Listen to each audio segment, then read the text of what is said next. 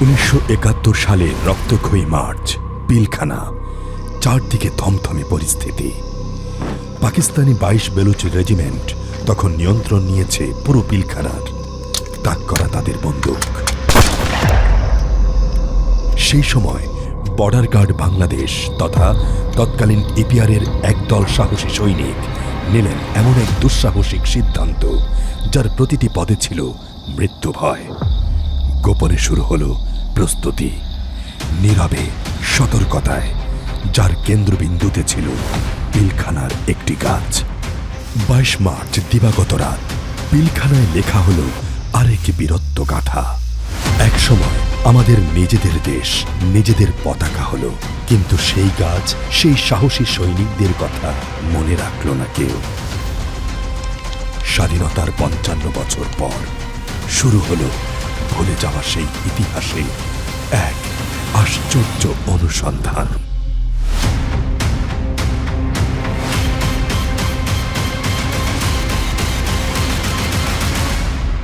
এক বিস্মৃত ইতিহাসের খোঁজ। এই অনুসন্ধানের শুরু বর্ডার গার্ড বাংলাদেশের কেন্দ্রীয় লাইব্রেরিতে এক বিকালের ইতিহাস অনুসন্ধান থেকে। সামনে বিজিবি দিবস। বিশেষ প্রকাশনার জন্য ইতিহাস ভিত্তিক তথ্য খুঁজছিল বিজিবির একটি দল। সেই সময় বিজিবি সদস্যরা খুঁজে পান 1974 সালের ক্রোড়পত্রে প্রকাশিত একটি বটগাছের ছবি। সেখানে শুধু এটুকুই তথ্য যে এই বটগাছে 1971 সালের মার্চ মাসে উত্তোলিত হয়েছিল স্বাধীন বাংলাদেশের পতাকা।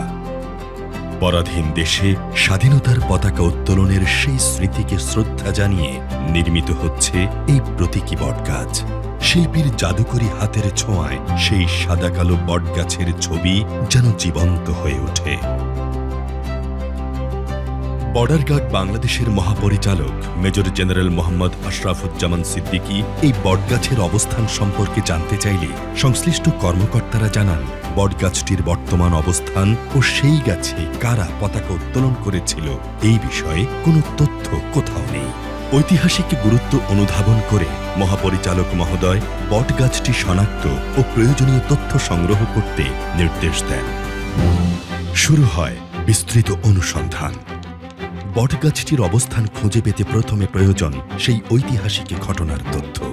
তাই কখনো পুরনো পত্রিকা, কখনো লাইব্রেরির বইয়ের পাতা, কখনো আর্কাইভ ফুটেজ, কখনো পুরনো পত্রিকায় প্রকাশিত খবর। এভাবেই ধীরে ধীরে শুরু হয় এক বিস্তৃত ইতিহাসের খোঁজ। গভীর অনুসন্ধানের পর সন্ধান মেলে সেই রাতে বটগাছে পতাকা উত্তোলনে সংশ্লিষ্ট অবসরপ্রাপ্ত বিজিবি সদস্য বীর প্রতীক আব্দুল মালিকের। তাকে সদর দপ্তরে আনার বিষয়ে উদ্যোগী হয় সংশ্লিষ্ট ব্যক্তিরা। জৈনব কমান্ডের মাধ্যমে সেই নির্দেশ পৌঁছে যায় আব্দুল মালিকের বাসস্থানের নিকটবর্তী সিলেট ব্যাটালিয়নে।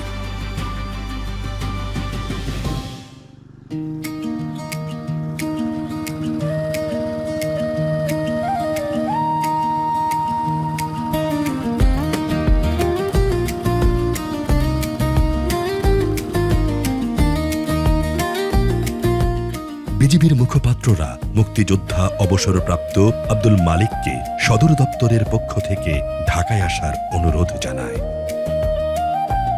230 বছরের ঐতিহ্যবাহী বর্ডার গার্ড বাংলাদেশের সদর দপ্তর পিলখানার ইতিহাস যেমন গৌরবময়, তেমনি এখানকার প্রাচীন বৃক্ষরাজিও নানা ইতিহাসের সাক্ষী। পিলখানার অসংখ্য গাছের মধ্য থেকে বিজিবির সদস্যরা সম্ভাব্য ঐতিহাসিক বটগাছসমূহ শনাক্তে কাজ শুরু করেন।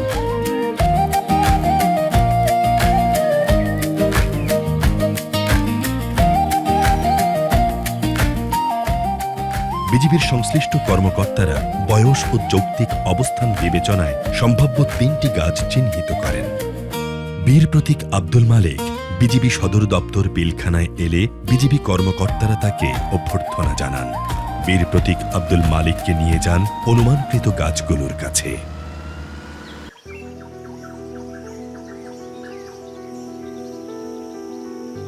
গাছগুলো ভালো করে দেখেন বীর প্রতীক আব্দুল মালিক। জানান এগুলোর কোনোটাই সেই বটগাছ নয় যেখানে তারা পতাকা উত্তোলন করেছিলেন। ঊর্ধ্বতন কর্মকর্তা বটগাছ অনুসন্ধানের কাজ তদারকি করতে এলে বীর প্রতীক আব্দুল মালিক তাকে জানান সময়ের পরিবর্তনে তিনি অনেক কিছুই আর চিনতে পারছেন না।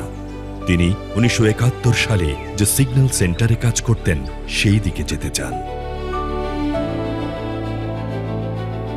কিন্তু আব্দুল মালিক বীর প্রতীক পুরনো সিগন্যাল সেন্টারের কাছে গিয়ে কিছুই চিনতে পারেন না, কারণ পুরনো সিগন্যাল সেন্টার ভবনটির বর্তমানে কোনো অস্তিত্ব নেই। এরপর 1971 সালে যে ব্যারাকে তিনি থাকতেন সেখানে যান তারা। ব্যারাকটি আগের মতোই আছে, শুধু সংস্কার হয়েছে। এখানে দোতলায় থাকতেন বীর প্রতীক আব্দুল মালিক। এবার তার কাছে সে রাতের সব কথা মনে পড়ে যায়, মিলতে থাকে অতীতের স্মৃতির ছেঁড়া সুতোগুলো। সেদিন রাতে তারা যে পথ দিয়ে গেছেন সেই পথে হাঁটতে শুরু করেন আব্দুল মালিক। বিজিবি কর্মকর্তাদ্বয় তার দেখানো পথে চলতে থাকেন।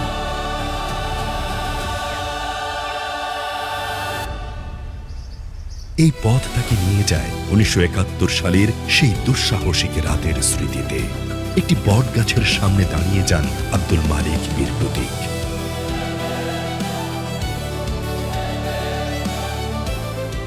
এই গাছ তার কাছে শুধু একটি গাছ নয়, জীবন বাজি রাখা এক রাতের গল্প।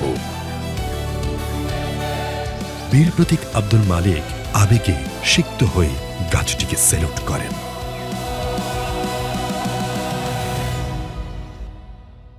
বীর প্রতীক আব্দুল মালিক জানান, সেই রাতে হাইসারের নেতৃত্বে তারা 10-12 জন স্বাধীন বাংলাদেশের পতাকা উত্তোলন করেছিলেন। তবে সেই রাতের সঙ্গীদের নাম পরিচয় তার মনে নেই, এমনকি হাইসারের পুরো নামটিও নয়। মহাপরিচালক মহোদয় আব্দুল মালিক বীর প্রতীককে বটগাছটি শনাক্ত করার জন্য কৃতজ্ঞতা জানান এবং সংশ্লিষ্ট কর্মকর্তাদের প্রশংসা করেন।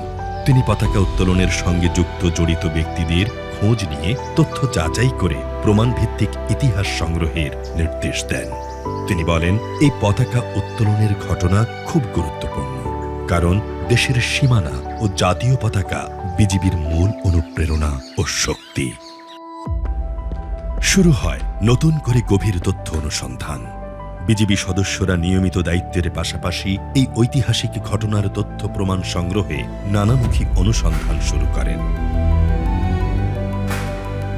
রেকর্ড উইং 1971 সালে পিলখানায় কর্মরত সদস্যদের চাকরি জীবনের তথ্য যাচাই করে সম্ভাব্য অংশগ্রহণকারীদের শনাক্ত করে। এভাবে প্রস্তুত হয় সম্ভাব্য তালিকা। রেকর্ড রুমের তথ্য থেকে প্রাপ্ত নম্বরে ফোন করে জানা যায় সেই রাতের পতাকা উত্তোলনের নেপথ্য নায়ক আব্দুল হাই বর্তমানে বরিশালে অবস্থান করছেন। এবার যাত্রা শুরু হয় বরিশালের দিকে।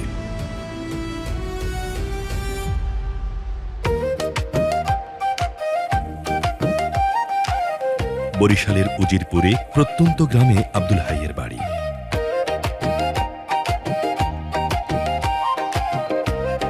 উপহার নিয়ে বিজিবি দল পৌঁছে যায় তার কাছে। বিজিবি প্রতিনিধি দল সেখানে গিয়ে জানতে পারে এই আব্দুল হাই সেই রাতে পতাকা উত্তোলনে অংশগ্রহণ করেছিলেন, কিন্তু তিনি কাঙ্ক্ষিত আব্দুল হাই নন। তবে তার কাছ থেকে সেই ঐতিহাসিক ঘটনার নেতৃত্বদানকারী আব্দুল হাই বিষয়ে গুরুত্বপূর্ণ তথ্য ও ঘটনার বিবরণ পাওয়া যায়। ঢাকার মিরপুরে বিজিবি প্রতিনিধি দল যায় নায়েব সুবেদার আব্দুল হাইয়ের পরিবারের খোঁজে। নায়েব সুবেদার আব্দুল হাইয়ের স্ত্রীর কাছ থেকে পাওয়া যায় গুরুত্বপূর্ণ তথ্য। সেই রাতে পতাকা উত্তোলনে অংশগ্রহণকারী সদস্যদের পরিবারের সাথে বিজিবি সদস্যরা দেখা করে নানা তথ্য সংগ্রহ করেন। বিজিবির স্টেশন হেডকোয়ার্টারের নেতৃত্বে একদল উদ্ভিদ বিজ্ঞানী গাছের বয়স নির্ধারণে নানা তথ্য সংগ্রহ করেন। জানা যায় সেটি বট গাছ নয়, পাকুড় গাছ। বট আর পাকুড় তার সায়েন্টিফিক নেম কিন্তু একই, ফাইকাস বেঙ্গালিয়েন্সিস। কিন্তু সাধারণত মানুষ তো আসলে পাকুড় আর বট পার্থক্য করতে পারে না, সুতরাং সবাই এটাকে আসলে বট গাছ বলেই থাকে। আমরা এখন মাপলাম, মেপে দেখলাম যে এটার যে ডায়ামিটার সেটা দিয়ে আমরা পাই দিয়ে ভাগ করে দেন এটার যে গ্রোথ ফ্যাক্টর সেটা করার পরে দেখা গেল যে বর্তমানে এই গাছের বয়স হচ্ছে প্রায় ৮০ বছরের মতো, কিন্তু গাছটা কিন্তু দেখে মনে হয় না এটা ৮০ বছর আর কি। তার অনেকগুলো কারণ আছে। তার অনেকগুলো কারণের মধ্যে আমরা যেটা দেখলাম সেটা হচ্ছে যে মূল যে কাণ্ডটা ছিল সেই কাণ্ডটা কিন্তু আসলে এখানে নেই। That is also important character of ficus benghalensis, কারণ তো মেজর ট্রাঙ্কটা কিন্তু রটেন হয়ে যায়। আমরা যেগুলো দেখছি অনেকগুলো ঝুড়ির মতো নেমে আসছে, সেগুলো আসলে এখন একটা মানে মূল কাণ্ডের মতো মনে হচ্ছে। দক্ষ সাংবাদিকের তত্ত্বাবধানে পিলখানার সংলগ্ন এলাকার প্রবীণ স্থানীয় ব্যক্তিদের সাথে কথা বলে সেই সময়ের তথ্য সংগ্রহ করা হয়। হাতে চলে আসে সব তথ্য, যাচাই বাছাই করে প্রস্তুত হয় 1971 সালের মার্চে পিলখানায় ঐতিহাসিক পতাকা উত্তোলনের একটি প্রামাণ্য বিবরণ। তৈরি করা হয় তথ্যচিত্র এবং তা উপস্থাপন করা হয় বিজিবি মহাপরিচালক ও কর্মকর্তাদের সামনে। 21শে মার্চ 1971 পশ্চিম পাকিস্তানিদের বৈষম্য আর শোষণের প্রতিবাদে ফুঁসে উঠেছে বাংলাদেশ তথা তৎকালীন পূর্ব পাকিস্তানের জনগণ। সারা বাংলাদেশের আপামর জনতা সিদ্ধান্ত নিল এবার 23শে মার্চ পাকিস্তান দিবসে পাকিস্তানের পতাকা নয়, বাংলার মাটিতে উড়বে বাংলাদেশের পতাকা। সবচেয়ে দুঃসাহসিক প্রস্তুতিটা নিল ইপিআরের সাহসী দেশপ্রেমিক সদস্যরা, কারণ পিলখানা 15ই মার্চ থেকে পশ্চিম পাকিস্তান থেকে আসা 22 বেলুচ রেজিমেন্টের অধীনে পুরোপুরি পরিচালিত হচ্ছে। 21 তারিখ আমরা ওই পূর্বের মতোই সিগন্যাল সেন্টারে ডিউটিতে ছিলাম। ডিউটি শেষ করে রিক্রিয়েশন রুমে বসে আমরা খবর টবর শুনতাম। এই সময় হঠাৎ রাত্রে 8:30টার দিকে আমাদের সিনিয়র একজন অপারেটর, হাইসাম নাম উনার, উনি আমাদের রিক্রিয়েশন রুমে ঢুকেন। উনি বললেন যে একটা কাজ করতে আমাদের। কী কাজ স্যার? উনি বললেন না এখন বলবো না, পরে বলবো তোমাদেরকে। এই পতাকা উত্তোলনের পরিকল্পনার নায়ক আব্দুল হাই ছিলেন পদমর্যাদায় নায়েব সুবেদার। তিনি জানতেন চারদিকে পাকিস্তানি গোয়েন্দাদের তীক্ষ্ণ দৃষ্টি। নিরাপত্তার স্বার্থে তিনি পুরো পরিকল্পনা কারো কাছে প্রকাশ করেন না। কারণ আমি ছিলাম সেন্ট্রাল সিগন্যাল ওয়ার্কশপের স্টোরম্যান। আমাকে উনি বললেন লেদার কোথায় থাকে, কি বিষয়, এবং থাকে তো স্টোরের ভিতরে। নায়েব সুবেদার আব্দুল হাই সিপাহী আওলাদ হোসেনের সহযোগিতায় খুব গোপনে বাংলাদেশের পতাকা তৈরি করে নেন দর্জি মুশাররফ হোসেনকে দিয়ে। ওনাদের একটা গ্রুপ ছিল আর কি, এই গ্রুপে মিলে পতাকা বানানোর জন্য একটা মিটিং করছিল আমাদের বাসায়। 22 তারিখ দিবগত রাত ছিল, 12:30 একটা সময় আমাকে ডাকলেন, মিতা সরেন, ওই যে বলছে লেদার রাখছেন তো স্যার সরেন। আমাদের বলা হয়েছিল 10টার সময় সব লাইট অফ হয়ে যায়, তো কমসে কম লাইট অফ হওয়ার 1-1.5 ঘন্টা পরে কিন্তু বাইরে হবে। এলো সেই কাঙ্ক্ষিত সময়, 22 মার্চ গভীর রাত। পরিকল্পনা অনুযায়ী ইপিআরের অসীম সাহসী কিছু সদস্য জীবন হাতের মুঠোয় নিয়ে বের হলো নিজেদের ব্যারাক থেকে। আমরা 2-3 জন খড়ি 11 নম্বরের রাস্তা দিয়ে আমরা রওনা দিছি। তখন হঠাৎ তিনি ওই বট গাছের থামলেন। সেটা বট গাছ নয়, বট গাছ বলি আমরা, পাকুড়ের গাছটা লম্বা ছিল, লোন গাছের সেই তো ওখানে, ওই গাছে ওখানে গেলাম। ওনার একটা কালো ব্যাগ ছিল, ওই ব্যাগের থেকে পতাকাটা, এই পতাকা ওই রকম ছিল একটা বৃত্ত, এই বৃত্তর মধ্যখানে বাংলাদেশের ম্যাপ ছিল। লেদার লাগানো, ও লেদার একটা সংযোগ দেওয়া যাইতো, দিয়ে উঁচু করা যাইতো। তো আমাদের মধ্যে 2 জন ছিল না, গাছে উঠা জানতো। পতাকা নিয়ে উঠে গেল, পতাকা নিয়ে উঠে দেয়া ওই পতাকা লাগাইলো পরে।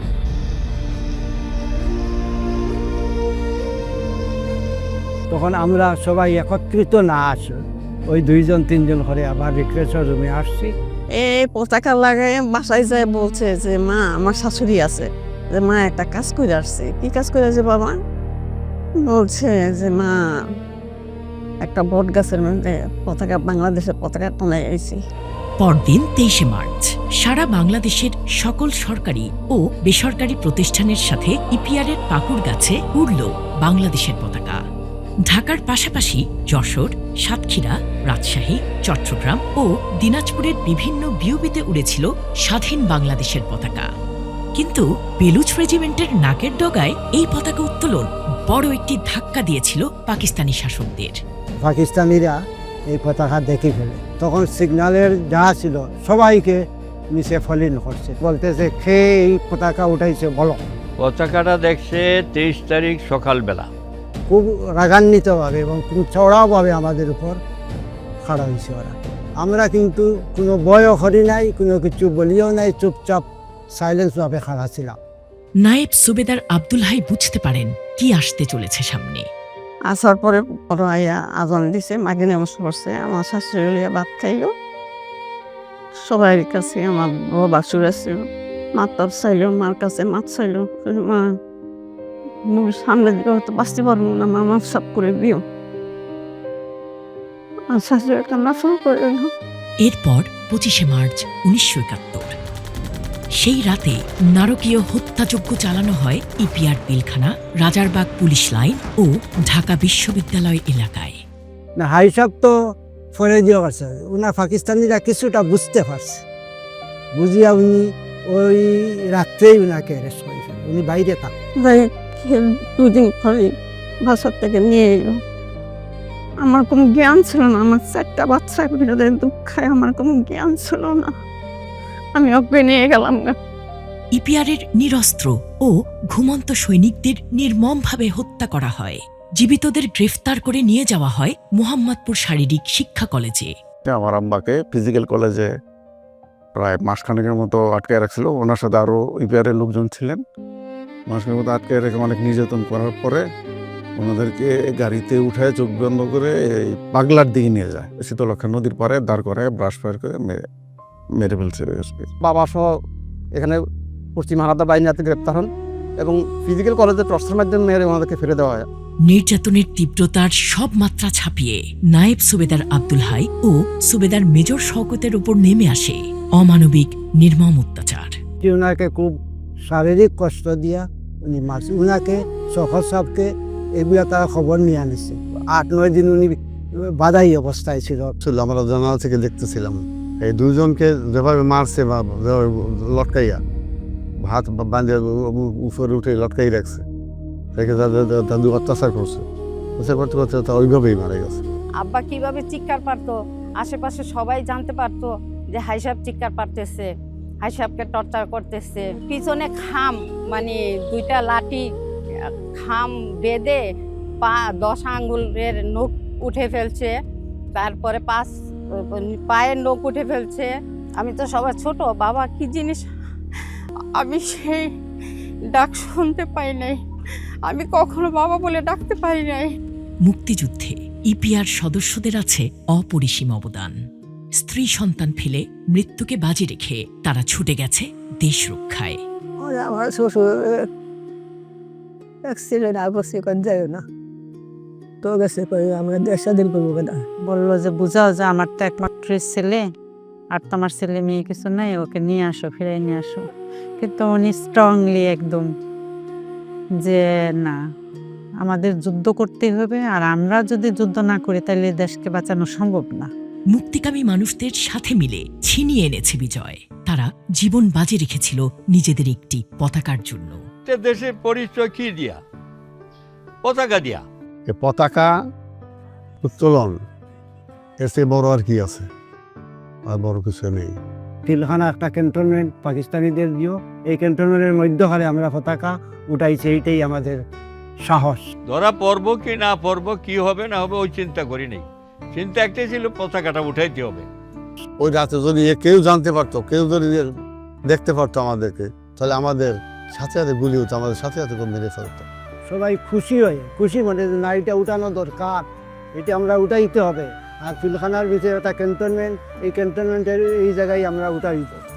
আমি মারা যাই কিন্তু আমাদের পতাকা উত্তোলন হোক।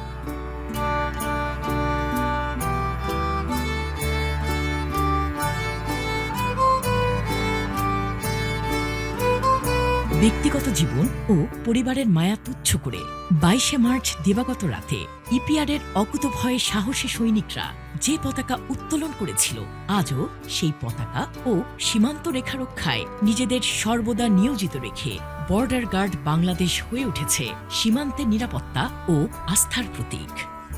এই উত্তোলিত পতাকার গৌরব বর্ডার গার্ড বাংলাদেশের প্রতিটি সদস্যের অনুপ্রেরণা ও সীমান্ত রক্ষায় নিজেদের পূর্ণ নিয়োজিত করার অন্তর্নিহিত শক্তির উৎস।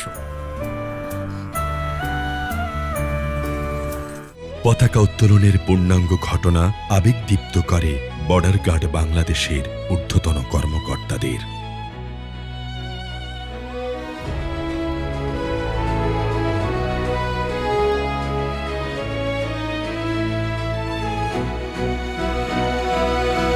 শহীদ সুবেদার আব্দুল হাই ও সেই রাতের ইপিআর সদস্যদের জীবন বাজি রাখা আত্মত্যাগকে সম্মান জানাতে নতুন প্রজন্ম হাতে তুলে নেয় আমাদের গৌরব, আমাদের জাতীয় পতাকা।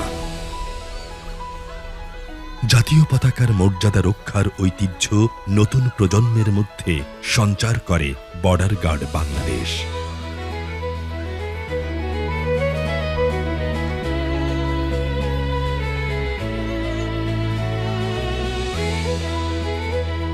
প্রজন্ম থেকে প্রজন্ম একত্রে জাতীয় পতাকা হাতে নিয়ে এগিয়ে যায় সেই ঐতিহাসিক পটমূলে।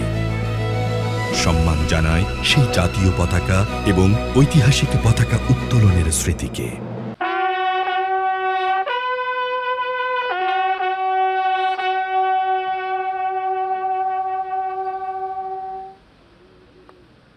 জাতির পতাকা সমুন্নত রাখার এই দৃপ্ত লড়াইয়ে বিজিবি আছে, বিজিবি থাকবে। জাতীয় পতাকা আমাদের অনুপ্রেরণা, আমাদের শক্তি। বর্ডার গার্ড বাংলাদেশ, সীমান্তের অতন্দ্র প্রহরী।